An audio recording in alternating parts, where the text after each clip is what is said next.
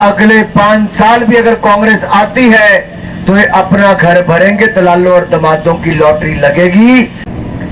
कांग्रेस की सरकार के समय किसानों की जमीन को किस तरह से लूटा उठा थे, गिद्ध की तरह पैनी निगाहें रखते थे, गिद्ध की तरह।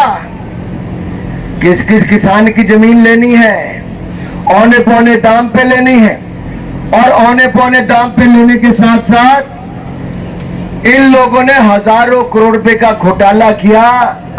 ये बड़े बड़े व्यापारियों को जमीनें दे दी और किसानों को दाम तक नहीं दिए, 2-2 रुपये तक भी उनकी जमीन ले ली। क्या हुड्डा वापस आएंगे तो किसानों की जमीन छोड़ेंगे कि हड़पेंगे? क्या करेंगे भाई, क्या लगता है आपको? अरे 1500 करोड़ रुपए का अभी तक घोटाले का आरोप है, ईडी जांच कर रही है। कांग्रेस जब जब आई इन्होंने रसमलाई खाई, इन्होंने खर्ची और पर्ची पर नौकरियां दिलाई, इन्होंने दलितों का उत्पीड़न करके अपनी सरकार चलाई। ये कैसे करेंगे कांग्रेस हरियाणा की भलाई? ये कभी नहीं करेंगे। ये आएंगे तो जैसे असंध के कांग्रेस के नेता ने कहा, मैं पहले अपना घर भरूंगा, फिर रिश्तेदारों का घर भरूंगा, फिर पार्टी वालों का घर भरूंगा, आपका घर खाली करूंगा और अपना घर भरूंगा। अरे भाई और बहनों, ये कांग्रेसी है, ये कांग्रेसी है। हुड्डा जी की सरकार दलाल और दमाद की सरकार थी, दलितों का उत्पीड़न था। मिर्चपुर की घटना को याद करो, 18 दलितों के घरों को आग से जला दिया गया, मिट्टी कर दिया गया, राख कर दिया गया। 19 दलित बेटियों के साथ बलात्कार अत्याचार हुए। हुड्डा जी की सरकार ने कुछ नहीं किया। उसके बाद राजस्थान में कांग्रेस की सरकार आई। देश में सबसे ज्यादा महिला उत्पीड़न, दलित और ट्राइबल बेटे बेटी बच्चियों के साथ उनका बलात्कार, उनकी हत्या के मामले कांग्रेस की सरकार राजस्थान में हुए। दलितों के उत्पीड़न की प्रयोगशाला किसी ने बनाया तो कांग्रेस पार्टी ने हरियाणा को बनाया, उसके बाद राजस्थान को बनाया। अगर फिर कांग्रेस आती है तो दलितों का उत्पीड़न होगा। अरे पहले अशोक तंवर की हालत देख लीजिए क्या की थी, अब बहन शैलजा कुमारी की क्या हालत कर दी है। कांग्रेस के राज में दलितों के लिए कुछ नहीं है। और मैं एक बात आपको और कहूं, कांग्रेसियों ने मन बना लिया है कि आएंगे तो अपना घर भरेंगे।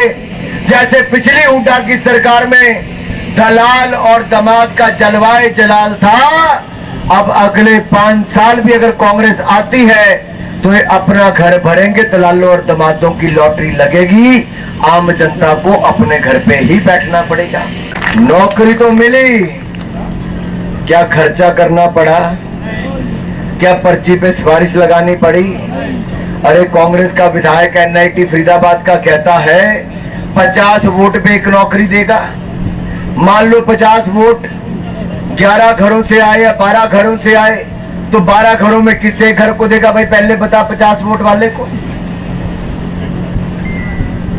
और ये कहां लिखा है कि 50 वोट पे एक नौकरी मिलनी चाहिए? और हुड्डा जी राहुल गांधी से मैं 5 दिनों से पूछ रहा हूं, क्या कोटा दे दिया है? ये 2000 नौकरी का कोटे का मतलब क्या है भाई? इसका मतलब खर्ची पर्ची का काम।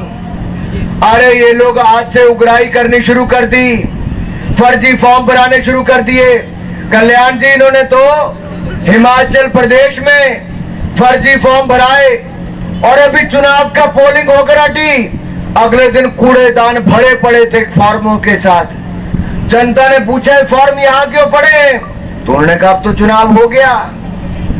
तो उन्होंने कहा भाई आपने तो फॉर्म भराए थे कि हमें 1500 रुपए महीना दोगे, 300 रुपए यूनिट बिजली के मुफ्त दोगे, 2 रुपए किलो गोबर और 100 रुपए लीटर दूध खरीदोगे, हमें पानी मुफ्त में दोगे, हमें ओल्ड पेंशन स्कीम दोगे, ना जाने क्या क्या वायदे किए थे। कहा था सेब मुंह मांगे दाम पे खरीदेंगे। साथियों, कांग्रेस की 10 गारंटियां थी, 10 में से एक गारंटी भी हिमाचल प्रदेश में पूरी नहीं हुई। हमारी सरकार जो 125 यूनिट बिजली के मुफ्त देती थी, कांग्रेस ने आके वो भी खत्म कर दिया। 300 यूनिट तो छोड़ो, अब बिजली का सेस लगा दिया, मिल्क सेस, पर्यावरण सेस लगा दिया, पानी पर 100 रुपए का सेस लगा दिया, 300 यूनिट तो गए ही गए, गोबर के ढेर लगे पड़े, बड़े बड़े पहाड़ बन गए, किसी ने गोबर खरीदा नहीं। सेब की यह हालत थी कि पानी में सेब बहाने पड़े, कोई ढोने वाला नहीं था। हिमाचल की जनता इतनी ठगी गई कि जो पेंशन के सहारे अपना घर चलाते थे उनको 10-10 तारीख तक पेंशन नहीं मिली, और इस महीने कहते पेंशन नहीं मिलेगी हिमाचल वालों को, जो त्योहार का सीजन है। सरकारी कर्मचारियों को पिछले महीने तनख्वाह बड़ी लेट मिली। हिमाचल प्रदेश को दिवालियेपन की और कांग्रेस लेके जा रही है। आपको हरियाणा आगे बढ़ाना कि दिवालियापन करवाना है? जिसको हरियाणा का दिवालियापन निकलवाना है वो कांग्रेस को वोट कर दो। जिसको मारा Haryana, non stop Haryana, number 1 Haryana आगे बढ़ाना है तो उसको कमल का फूल खिलाना है, हरविंदर कल्याण को जिताकर भारतीय जनता पार्टी की सरकार को बनाना है। अरे साथियों, हरियाणा में कांग्रेस क्या करेगी? यहां तो हरियाणा में एक बापू बेटे को सेट करने में लगा है और हरियाणा को अपसेट करने में लगा है। वो बेटा सेट होगा नहीं होगा, लेकिन बहन नाराज जरूर हो गई है। राहुल गांधी जी एक सभा में दोनों का हाथ मिलाते हैं, फिर दोनों जाके दूसरी दिशाओं में चले जाते हैं, क्योंकि हुड्डा जी कहते दलितों का मेरे मंच पे कोई काम नहीं है भाई। और राहुल गांधी जी ने तो बोल ही दिया कि वो आरक्षण को ही कहते मैं खत्म कर दूंगा। अरे साथियों, नेहरू जी ने भी आरक्षण नहीं देना चाहा, इंदिरा जी ने भी नहीं देना चाहा, राजीव गांधी भी विरोध करते रहे, ये तो वीपी सिंह जी देकर गए थे। लेकिन नरेंद्र मोदी जी आए तो जो अगड़ी जातियां हैं उनके भी आर्थिक रूप से कमजोर जो भाई बहन है उनको 10% आरक्षण दिया, तो भारतीय जनता पार्टी ने दिया है। हमने किसी का छीना नहीं बल्कि साथ में देने का काम।